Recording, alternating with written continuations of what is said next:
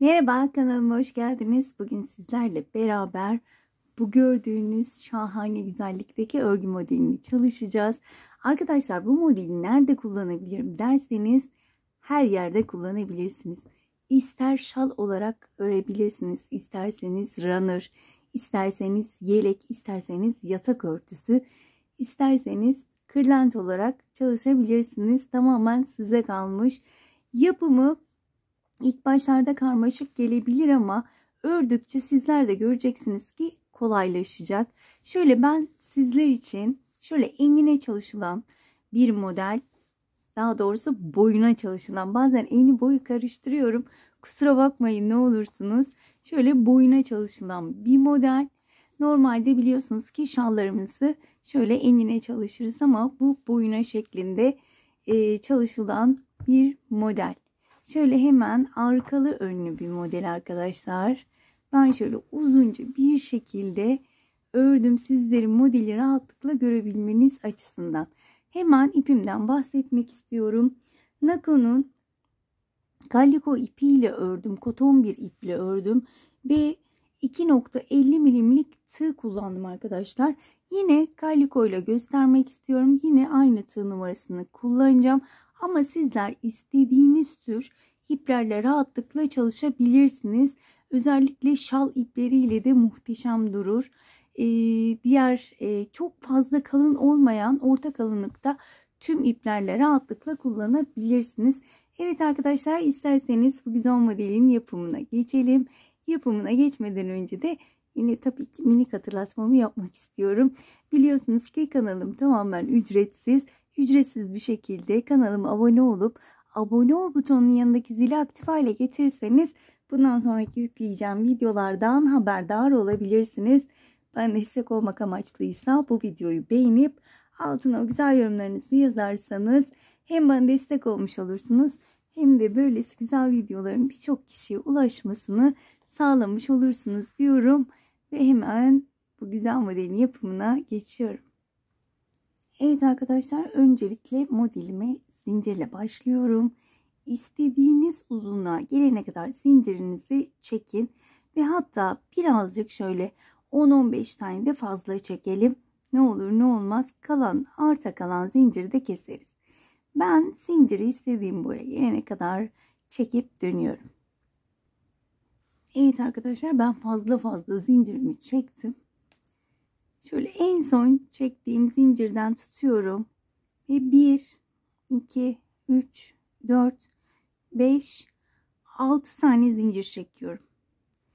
Tığın başını 3 kez doluyorum. 1, 2, 3 ve tırnağımla tuttuğum zincire battım. Burada 2 ilmek çekerek dörtlü trabzan yapıyorum. 2, 2, 2 şeklinde dörtlü trabzanımı yaptım. Araya 2 zincir. Tekrar tığın başını 3 kez doluyorum. Yine aynı zincire batıp dörtlü bir trabzan yapıyorum. 1, 2, 3, 4. 2 zincir. 2 kez doluyorum. Pardon, 3 kez doluyorum. Ve dörtlü trabzanımı yapıyorum. Bu şekilde ilk çektiğim zinciri saymazsam 5 tane yapacağız. Dörtlü trabzanımızı. 3 kere dolamak biraz yorucu ama ortaya şaheser bir şey çıkıyor. Bakın 1, 2, 3, 4. Baştakini saymıyorum. 5.'yi yaptım. Evet. Bakın bu şekilde 5 tane dörtlü trabzanım olmuş oldu. 2 zincir. Hemen şöyle sayıyorum. 1, 2, 3, 4, 5, 6.'ya battım. Sık iğne ile sabitledim. İlk modelimin yarısını yapmış oldum. 2 zincir çektim. Tekrar tığımı hep 3 kez doluyorum arkadaşlar. 2'de 1 de söylemek istemiyorum. Sürekli 3 kez dolayacağız. 1, 2, 3, 4, 5, 6.'ya battım. Ve dörtlü trabzan yapıyorum.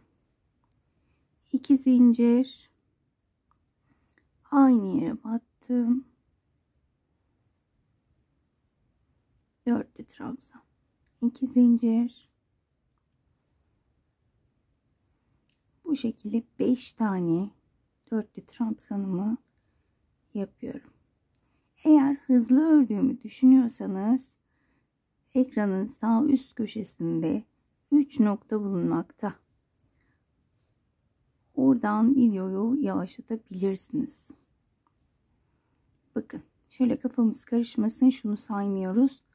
1 2 3 4 5, 2 zincir, 1 2 3 4 5, 6. zincire sık iğne ile sabitledim.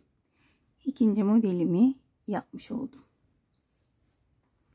Tekrar 2 zincir, 3. modelimi yapmak için hemen tığın başını doladım. 1 2 3 4 5, 6.'ya battım ve yine 5 tane dörtlü trabzan, aralara 2 zincir. Aynı zincire batıyorum. İkinciyi yaptım, 2 zincir. Üçüncüyü yapıyorum. Dördüncü.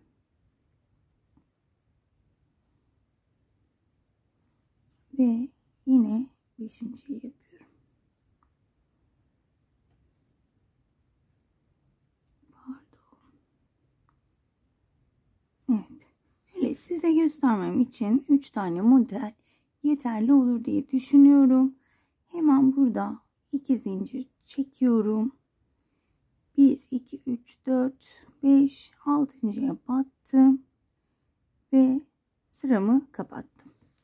Bu şekilde başlıyoruz. Bu şekilde bitiriyoruz. Arta kalan zincirimi hemen şöyle dibinden değil, birazcık uç kısmından bırakarak kesiyorum ve daha sonra da saklayacağım. Evet. Burada bir zincir çektim. Modelimi çevirdim. Tığın başını bir kez doladım. Ve hemen boşluğa batıp tekli trabzan. Hemen yandaki trabzanın tepesine bir tekli trabzan, yani başını doluyorum ve 3 ilmeği aynı anda topluyorum. Başını doladım. Bir kez boşluğa battım. Kapattım.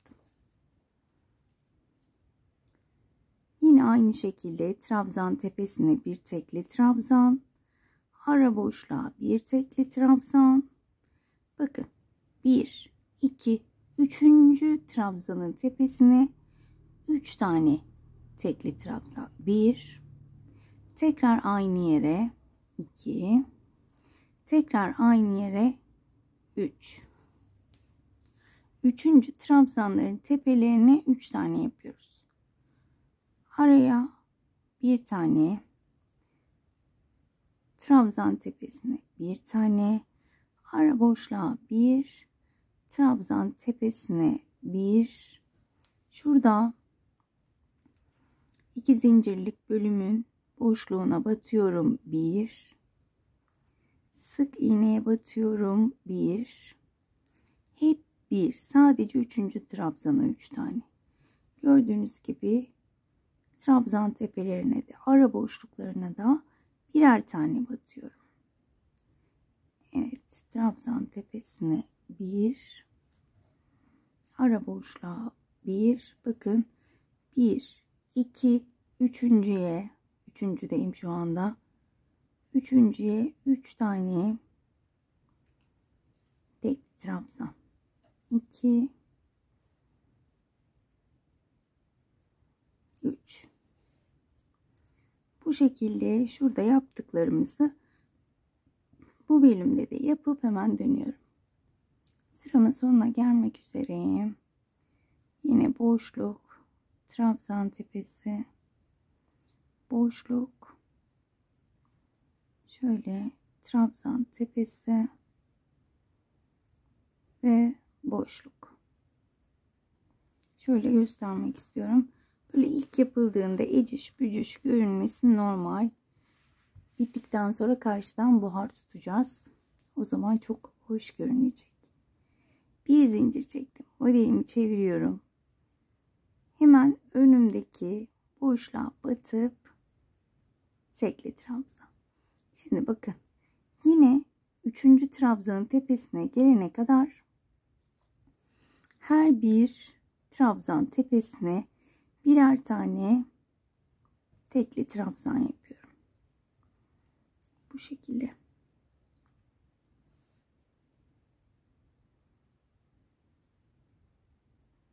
Bakın, tam ortadayım. Hemen buraya 3 tane. 1 2 3. Daha sonra yine şuraya gelene kadar tek tek batıyorum. 2 3 4 5.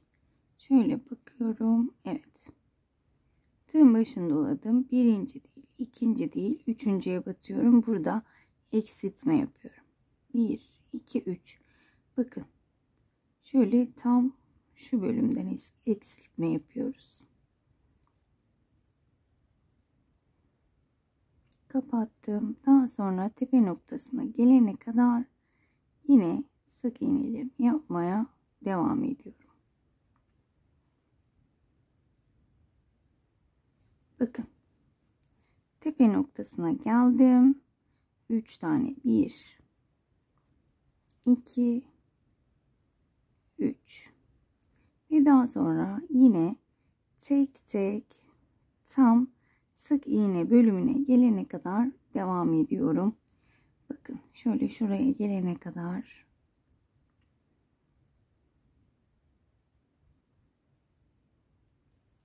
bakın, 1 2 3. Şöyle ortada bir tane kalması gerekiyor. Birinci değil, ikinci değil, üçüncüye batırıyorum. Kapatıyorum.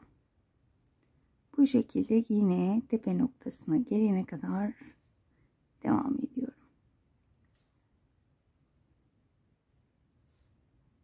Tepe noktasına şöyle bakıyorum. Evet, geldim. 1 2 3. Daha sonra tek tek batarak devam ediyorum. Sıra sonuna kadar.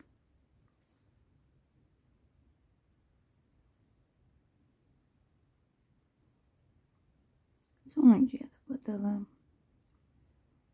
Evet, şöyle tekrar göstermek istiyorum. Bakın, bu sıramız da bu şekilde bitti.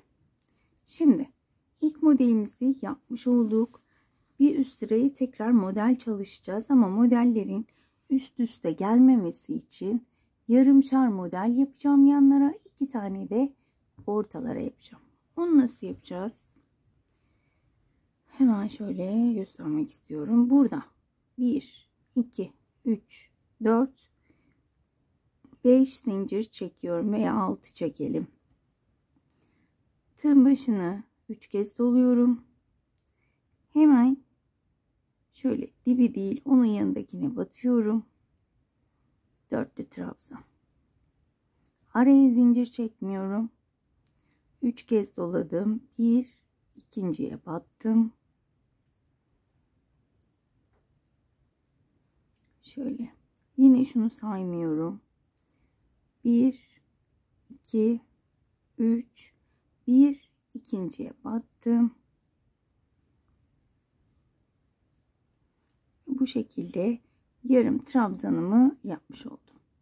Şimdi 1 2 3 4 zincir çektim. Tığın başını 3 kez doladım ve tam tepe noktasına batıyorum. Bakın, bir tane atlamış oldum. Tam tepe noktasına battım. Dörtlü trabzanımı yaptım. 1 2 3 4 zincir çektim. Tekrar tığın başını doluyorum. 3 kez. Birinci değil, ikinciye battım. Dörtlü trabzan. Araya zincir çekmiyorum. 3 kez sarıyorum. Birinci değil, ikinciye battım. dörtlü trabzan, tekrar 3 kez doladım. 1 2 üçüncüye battım. Üçüncü dörtlü trabzanımı yapıyorum. Bakın bu şekilde. Tekrar 3 kez doladım. 1 2 üçüncüye battım. Dörtlü trabzan. Tığın başına 2 kez doladım. 1 ikinciye battım. Dörtlü trabzan. Bakın bu şekilde. 1 2 3 4 zincir.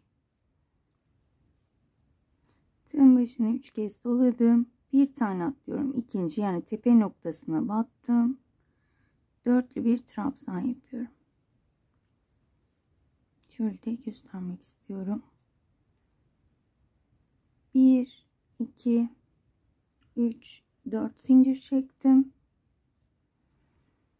Tığın başına 3 kez doladım. Birinci değil, ikinciye battım. Dörtlü trabzan. Araya zincir çekmiyorum. 3 kez doladım. Birinci değil, ikinciye battım. Dörtlü trabzan. Pardon, burada zincir çekmiyorduk. Şöyle bakın, bazen zincirler denk gelmiyor. O çok önemli değil. Bakın, batacağımız yer zaten belli. Hemen ortaya batıyorum. 1 2 3 4. Tekrar tığın başına 3 kez doladım. Birinci değil, ikinciye battım. Dörtlü trabzan.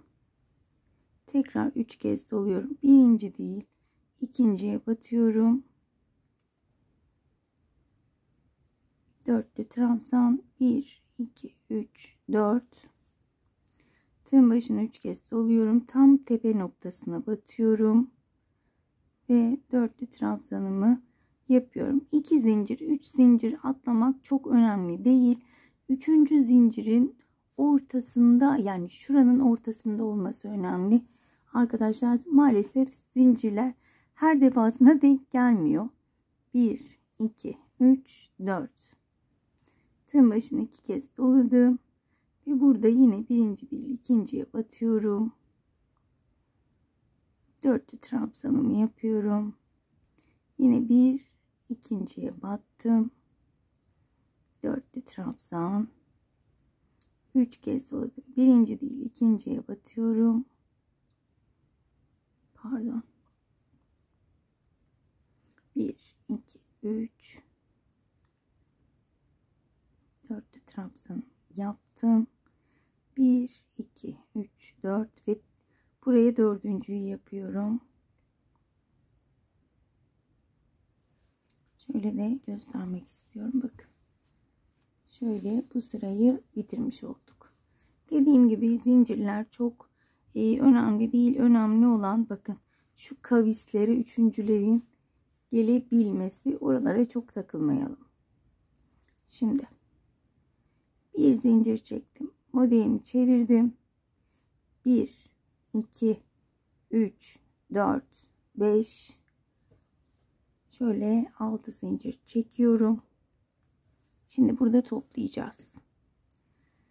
Tığın başını 3 kez doluyorum. İlk trabzanın tepesinden batıyorum ve son trabzandan şöyle çıkarıyorum tığımı. İçinden ilmeği geçirdim, bir nevi topladım. Daha sonra 2 2 ilmek kapatarak dörtlü bir trabzan yapıyorum. Araya 2 zincir. Tığın başına 3 kez doladım. Bakın, topladığım yerin tam ortası. 1 2 3 dörtlü trabzan. Bir kez daha yapıyorum. 2 zincir. Tığın başına 3 kez doladım. Aynı yere battım. Ve gördüğünüz gibi tamamlamış oldum. Burada 2 zincir çekiyorum. Burada dörtlü bir trabzan yapmıştık. Hemen onun tepesine batıyorum. Sık iğne. 2 zincir. Tığın başını 2 kez doluyorum. Ve bakın buradaki 5 trabzanımın ilkinden batıyorum. Sonuncusundan da şu şekilde bakın battım ve içinden ilmeği geçirdim. 4'lü trabzanımı yapıyorum. 2 zincir. Bakın tam şurada topladığım yerin ortası var bakın. Hemen oraya batıyorum. Ve 2 3 4. 2 zincir. Tekrar aynı yere batıyorum. Bir iki kere doluyorum herhalde. Evet. 3 oldu. 2 zincir. 4. trabzanımı yapıyorum. 2 zincir. 2 3. 5. trabzanımı yaptım. 2 zincir çektim. Ve hemen trabzanımın tepesine batıp kapatıyorum. Şöyle göstermek istiyorum. Bakın. Modelimiz çıkmak üzere. 2 zincir. 3 kez tığın başını doladım. İlk trabzandan batıp son trabzana da batıyorum. Bu şekilde kapatırım. Kapatıp 4'lü trabzan yapıyorum. Araya 2 zincir. Yine aynı yere batıp 4'lü trabzan 5 tane aralara ikişer zincir çekerek arkadaşlar. İlk baktığınızda elinizde örgüyü almadan bakmayın bence. Çünkü kafanız karışır veya zor gibi gelir. Ancak benimle beraber örerek daha mantığınıza yatar diye düşünüyorum. Çünkü bakınca çok karmaşık gelebilir. Aslında karmaşık değil ama ilk başta maalesef öyle geliyor. O yüzden elinize tığınızı, ipinizi alın. O şekilde seyretmeye başlayın. 1, 2, 3, 4, 5. 2 zincir. Ve hemen şuradaki trabzanın tepesine sık iğne ile sabitledim. 2 zincir. Tığın başını 3 kez doluyorum. Ve son olarak buradaki 4 trabzanımı aynı şekilde kapatıyorum.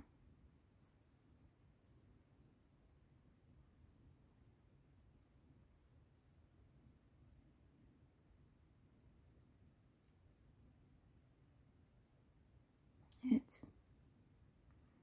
1, 2, 3, 4. Yine araya 2 zincir çektim. Tam ortaya batıyorum. 1, 2, 3, 4. 2 zincir. 1, 2, 3. Evet. Şöyle göstermek istiyorum. Bakın buraya 3 tane 4 tane de yapabiliriz ama buraya gerek kalmıyor. Burası 3 tane yeterli. Şöyle göstermek istiyorum. Hatta yapalım isterseniz şöyle 2 zincir çekerek. Diğerini yaptım mı hatırlamıyorum ama şöyle bir bakalım. Yapabilirsiniz de aslında. Evet. Yapalım. Bir zincir çektim. Yine aynı şekilde trabzan yapacağım. Şöyle bir trabzan tepesine, bir boşluğa, bir trabzan tepesine, bir boşluğa şeklinde devam edeceğim. Burada arttırma yapmıyorum. Direkt geçiyorum. Beşli trabzanlarda yapacağız arttırmayı yine. Bakın. Birinci trabzana battım. Boşluğa battım.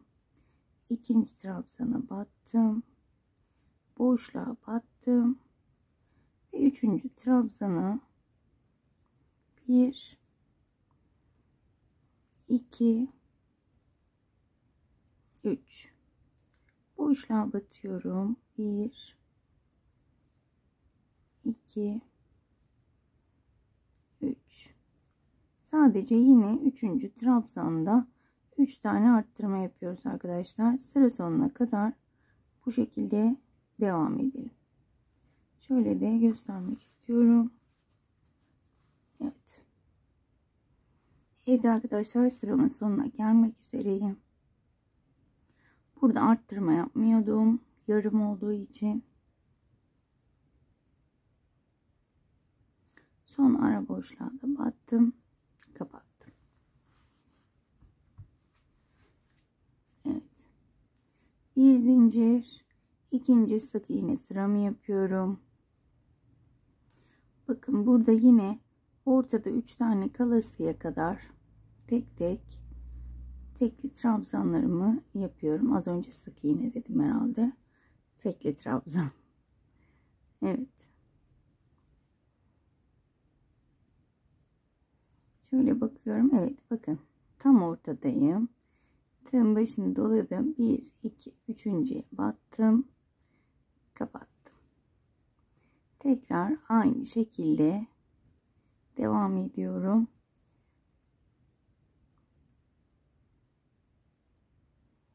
Burada yine 1, 2, 3.'de arttırmamı yapacağım. Bakın tam 3'ün tepesindeyim. 1 2 ve 3 ve yine şurada 3 tane kalasıya kadar devamı örüp dönüyorum. Evet arkadaşlar, sıramın sonuna geldim.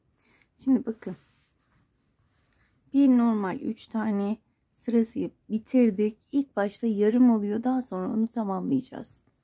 Bakın, bu yarım sırayı da tamamladık.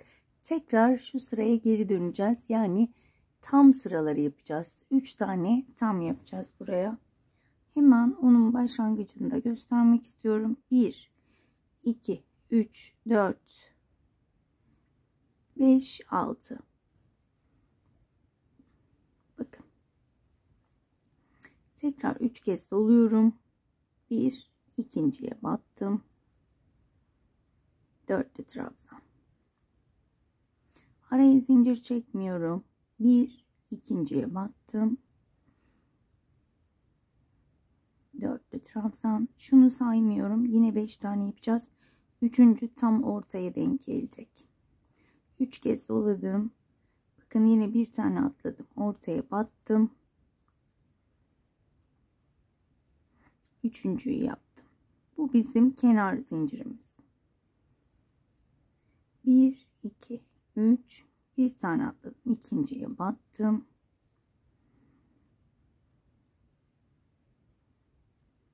Burada 1 2 3 4 tane oldu. Sonuncuyu yapıyorum. Yine bir ikinciye battım.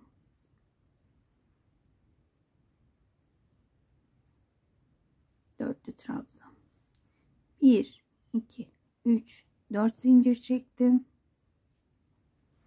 Tığın başına 3 kez doladım. 1 2 3.'ye batıyorum. Yani tepe noktasına batıyorum ve 4'lü trabzanımı yapıyorum. 1 2 3 4 zincir çekiyorum. Tığın başına 2 kez doladım. 1 ikinciye battım. İkinciye, üçüncüye batabilirsiniz. Dediğim gibi eksik veya zincir fazla olabilir. O yüzden onu çok kafayı yormayın.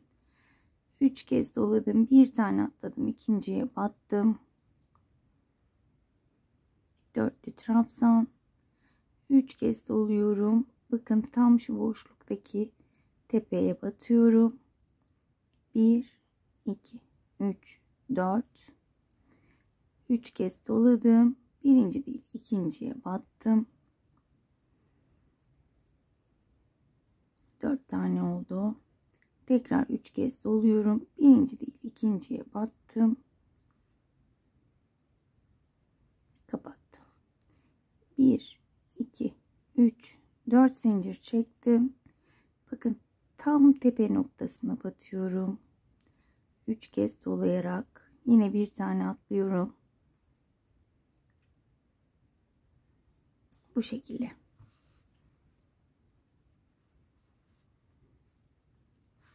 Şöyle göstermek istiyorum. Evet. Şimdi yine aynı şekilde 1 2 3 4 bir tane atladım, ikinciye battım. Dörtlü trabzan, 3 kez doladım, bir tane atlıyorum, ikinciye batıyorum. Dörtlü trabzan, bir tane atladım. Bakın tam ortası. Üçüncü muhakkak ortaya gelecek demiştim. Dördüncüyü yapıyorum yine bir tane atlayarak.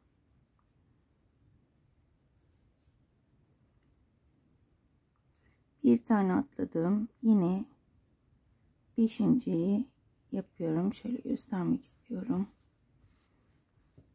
Şu şekilde. Şimdi burada 1 2 zincir çektim. Tığın başını doladım ve son trabzana şöyle 1 2 üçlü bir trabzan yaptım.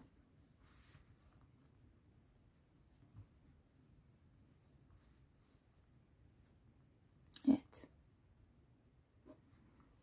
Şimdi asıl şu bölüme gelmiş olduk.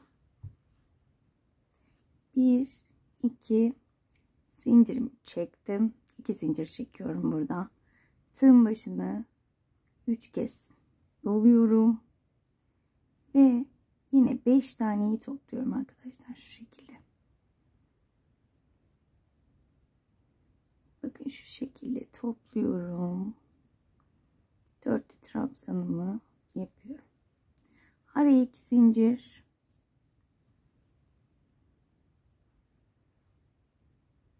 Üç kez doluyorum ve az önce gösterdiğim gibi tam ortaya batıyorum. Dörtlü trabzanımı yapıyorum. Araya 2 zincir.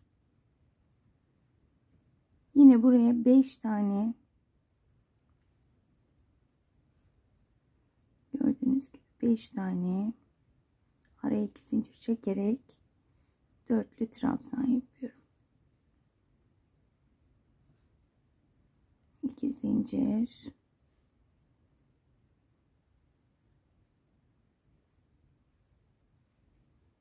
Şöyle kaç oldu? Şunu saymıyorum. 1 2 3 4 5. 2 zincir çekiyorum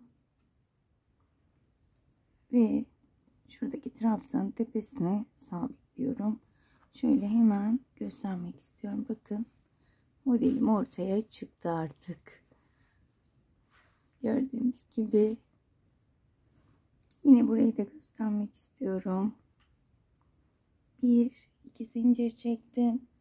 1 2 3 kez doladım ve birinci zincirden batıp, pardon, birinci trabzandan batıp sonuncu trabzanla tığımı çıkarıyorum. Arasından ilmeğimi geçirdim ve dörtlü trabzan. 2 zincir. Bakın tam ortası. Tam bu ortaya aralarına 2 zincir çekerek dörtlü trabzanlar yapıyorum.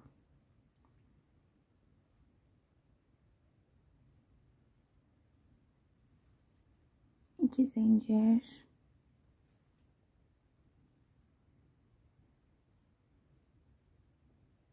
Dört oldu. Ve 5. 2 zincir çekiyorum. Şuradaki tek trabzanın tepesine battım. Sık iğne ile sabitledim. 1 2 tığın başını 3 kez doladım. Ve burayı da şu şekilde kapatıyorum. Dörtlü trabzanımı yaptım. 2 zincirimi çektim. Bakın hemen batacağınız yer ortası. Arada 2 kez doluyorum, kusura bakmayın.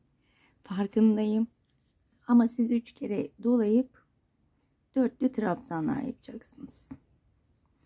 Şimdi çok videoyu uzatmamak açısından biraz da böyle hızlı yapmaya çalışıyorum. O zaman daha beter oluyor. İyice işler karışıyor. Evet. Hızlı yapmaya çalışınca tığ da takılıyor maalesef. Şöyle kaç oldu? Şunu saymıyorum. 1, 2, 3, 4. 2 zincirimi unutmuyorum. 5.'yi yapıyorum. Evet. Bakın 5.'yi yaptıktan sonra 2 zincir. Şurada şöyle göstermek istiyorum. Sık iğne ile sabitliyorum. Ve bu şekilde zaten ilk sırada yaptığımız gibi trabzanlarımızı buraya yapabiliriz. Şöyle göstermek istiyorum. Yine de şurayı bir trabzanla geçelim. Çünkü şurayı göstereceğim sizlere. Yine aynı şekilde ilk sıradaki gibi şöyle tekli trabzanlarımı yapayım. Sonra geri döneyim. Daha sonra da diğer şu uç kısmını sizlerle paylaşayım. Evet. Ben yine bakın üçüncüye geldim. 3 tane. Dediğim gibi burayı biliyoruz zaten. Şuradakinin aynısı. Evet arkadaşlar, gördüğünüz gibi sıramın sonuna geldim. Burada bir zincir çekip keseceğim. Sizler istediğiniz uzunluğa gelene kadar bakın şöyle yarım sırasını da gösterdim. Tam sırasını da gösterdim. İlk başlangıç sırasını da göstermiş oldum. Artık bir sıra daha ördemezsiniz herhalde. Genelde böyle ben 2-3 sıra ördüğümde keşke bir sıra daha örseydiniz dediğiniz için böyle üst sırayı da tamamen bitirmek istedim. Evet. Şimdi eğer yelek yapacaksanız şunu şöyle çevirip direkt dikebilirsiniz şurayı. Dikerek yeleğin alt kısmına şunlar gelir. Buraya tekrar ek yapmaya gerek yok. Ama bebek battaniyesi, yatak örtüsü, kırlent, şal yapacaksanız mecbur buraya bir ek yapmamız gerekiyor. Bunun burası böyle kalmaz. O yüzden hemen ipime bir düğümümü attım. Şöyle bakın. Şöyle ilk zincir çektiğim köşeden sabitliyorum. Ve burada 1, 2 zincirimi çekelim burada. Evet, 2 zincir çekelim. Tığın başını 3 kez dolayalım. Bakın tam buraya batıp şöyle dörtlü trabzan yaptım. Araya 2 zincir, 3 kez doladım. Hep aynı yere batıyorum ve dörtlü trabzan yapıyorum. 2 zincir, dörtlü trabzan. Bakın şöyle bakıyorum. 1, 2, 3 şunu saymıyorum. Dördüncüyü yapıyorum.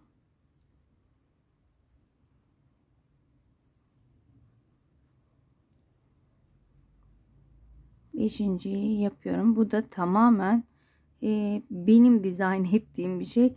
Tüm bu modellerin çoğuna baktım. Şunu yapmıyorlar arkadaşlar. 2 yapmıyorlar. Bu 2 ben kendimce düşünüp yaptım. Onu da söylemek istiyorum. Benim videomu seyredip video çekecek arkadaşlara buradan bir uyarayım. Bu tamamen bana ait. Ben öyle kafamca yaptım. Evet. Şimdi 5 tane dörtlü trabzanımı yaptım. Şöyle 2 zincirimi çekiyorum. Tekli trabzanın tepesine battım. Tekli trabzanla sabitledim. Bakın gördüğünüz gibi iki tarafta şöyle aynı görünecek. Şal yaptığınızda veya yatak örtüsü yaptığınızda 2 zincir çektim. 3 kez doladım ve buraya çalışıyoruz. 5 tane dörtlü trabzanım, aralara 2 zincir,